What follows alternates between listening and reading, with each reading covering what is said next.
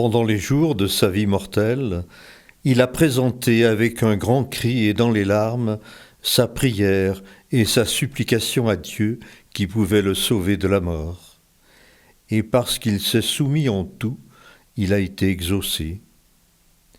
Bien qu'il soit le Fils, il a pourtant appris l'obéissance par les souffrances de sa passion.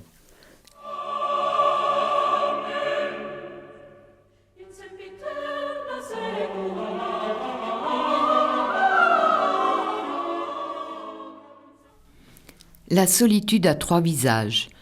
Elle peut être recherchée, consentie ou imposée par les aléas de la vie. Elle se nommera alors plus facilement isolement. Cette 3e chute de Jésus sur le chemin de croix voudrait nous permettre d'affronter cette solitude qui isole totalement et nous ouvrir le cœur à la possibilité d'en affronter la réalité. Nous permettre de comprendre pourquoi nous ne sommes plus visibles pour ceux que nous côtoyons.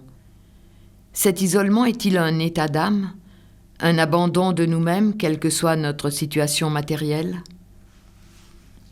La solitude recherchée a des conséquences positives, elle est source de bonheur et permet parfois l'expression du génie. La solitude consentie est la conséquence d'un choix de vie, c'est cet instant qu'il faut vaincre, mais qui peut être indispensable. La solitude imposée est en revanche insupportable. Elle existe par la volonté des autres, ou née de notre esprit, de notre certitude de ne pas être aimé, ou d'avoir perdu la capacité d'aimer. Exister aux yeux de personne, c'est en quelque sorte être dépossédé de soi.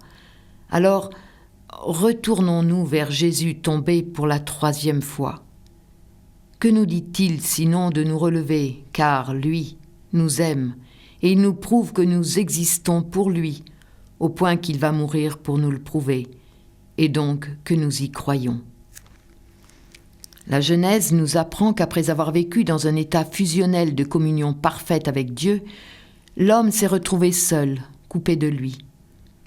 Chassé du jardin d'Éden, l'homme découvrit la solitude du cœur, et cette souffrance spirituelle est définitivement guérie en Jésus-Christ, qui réconcilie l'humanité avec Dieu. Comment ne pas sortir de la solitude si nous retrouvons cette foi en l'amour de ce Dieu qui s'est fait homme, comme nous, pour que notre chemin sur cette terre soit éclairé de son exemple jusqu'au plus douloureux des instants. Dieu ne nous laisse jamais seuls. La plus grande force et la plus grande joie de Jésus sur la terre était sa communion avec son Père. Nous ne pouvons pas être foncièrement heureux si nous ne sommes pas en communion avec Dieu, ce que nous atteignons par sa grâce uniquement. Seigneur, tu as promis de ne jamais nous laisser seuls et de nous entendre le souffle, la voix, la présence du Saint-Esprit en nous. Il nous rassure et adoucit notre isolement. Avec lui, apprends-nous à traiter notre solitude en amis pour ta plus grande gloire. Ut sibi